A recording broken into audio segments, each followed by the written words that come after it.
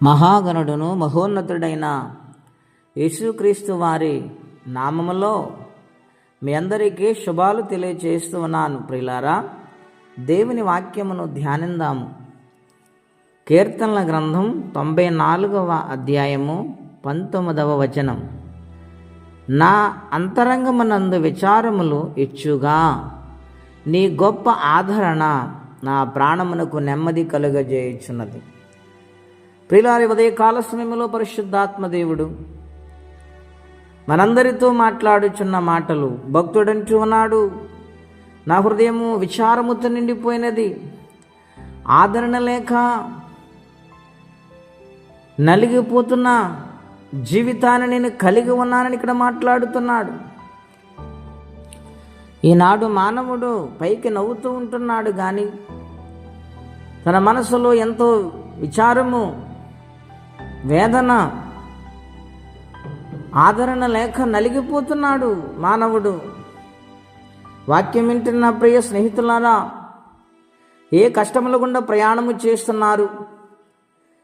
ఎటువంటి సమస్యలు మిమ్మల్ని వెంటాడుతూ ఉన్నాయి? ఆదరణ లేక నలిగిపోతున్నారేమో. ఈ ఉదయకాలం పరిశుద్ధాత్మదేవుడు పిలుస్తూ ఉన్నారు. దేవుని వద్దకు రాగలిగితే, చింత యావత్తును ఆయన మీద ఉంచగలిగితే, మనసులో ఉన్న విచారాన్ని ఆయన తెలియచేస్తే, మానవులు తీర్చలేని, మానవులు సహాయము చేయలేని గొప్ప కార్యాన్ని దేవాతి దేవుడు సహాయము చేస్తానని వాగ్దానము చేస్తూ ఉన్నాడు. రెండవదిగా, నీ గొప్ప ఆదరణ నా ప్రాణమునకు నెమ్మది కలుగ చేస్తూ ఉందంటూ ఉన్నాడు. అవును, ఏ మానవుడు ఇవ్వలేని ఆదరణ, నెమ్మది ఆయన అనుగ్రహిస్తానని, విచారమును కొట్టివేసి మేలుతో నింపుతానని వాగ్దానము చేస్తూ ఉన్నాడు.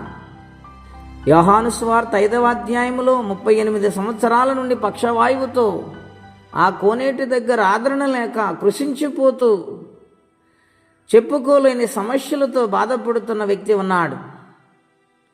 యేసు ప్రభువారు కోనేటి దగ్గరకు వెళ్ళారు. ఆయన ఆ వ్యక్తి దగ్గరికి వెళ్ళి, నీకు స్వస్థత కావాలా అని అడిగాడు. కంపు కొట్టి జీవితము గడ్డు సమస్యతో 38 సంవత్సరాలు సమాధానము లేని పరిస్థితిలో నలిగిపోతూ ఉన్నాడు.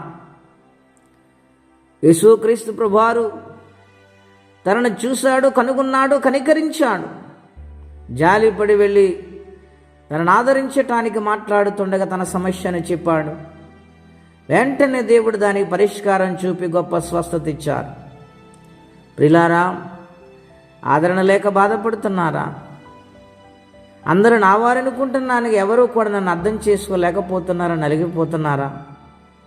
లేక ఎంతకాలం ఈ సమస్యతో నేను బాధపడుతున్నాను, అయ్యో దేవుడు నాకెందుకు ద్వారం తెరవటం లేదని వేదన చెందుతున్నారా? మనకు ఆయనకి మధ్య ఎటువంటి అడ్డు ఆటంకములు, గోడలు ఉండకూడదు. దేవుని ఎదుట నేరుగా మన పాపములు ఒప్పుకొని, ప్రభువా నన్ను క్షమించు, నా పక్షాన్ని కార్యము చేయి నాయనా, ఈ సమస్యతో నేను నలిగిపోతూ ఉన్నాను అని దేవునికి జీవితాన్ని సమర్పించగలిగితే, కఠినమైన సమస్యను తీర్చిన దేవుడు మన సమస్య ఆయన తీర్చగల సమర్థుడై ఉన్నాడు.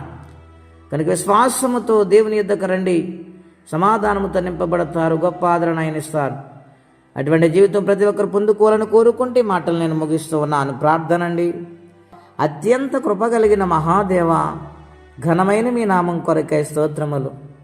మా బ్రతుకులు ఆదరణ లేనివి నాయన. ఈ లోకము శాశ్వతమైనది కాదు ప్రభువా. ఏ మానవుడు నమ్మదగిన వాడు కాడు నాయన. ఆదరణ లేని బ్రతులకు ఆదరించే దేవుడవై ఉండి నాటి కాలం ఇశ్రాయేలు ప్రజలను ఆదరించావు నాయన. 38 సంవత్సరాలు పక్షవాయువుతో పడిన వ్యక్తిని ఆదరించావు. ఈనాడు మమ్మల్ని ఆదరించడానికి నిత్యము చేతులు చాపి చూస్తున్నాం. అయ్యా, నీ వైపు చూసి ఆదరణ పొందటానికి, సమస్య నుండి పరిష్కరించబడటానికి గొప్ప నమ్మకముతో ప్రార్థిస్తుండగా మేలు చేయండి. ఎవరే కష్టముల, బాధలు, ఇబ్బందులు ఉన్నారో వారికి నీ సహాయం పంపించమని ఆదరణకర్త యేసుక్రీస్తు వారి పుణ్యనామములో ప్రార్థించి వేడుచున్నాము తండ్రి. ఆమేన్. దేవుడు దీవించునుగాక.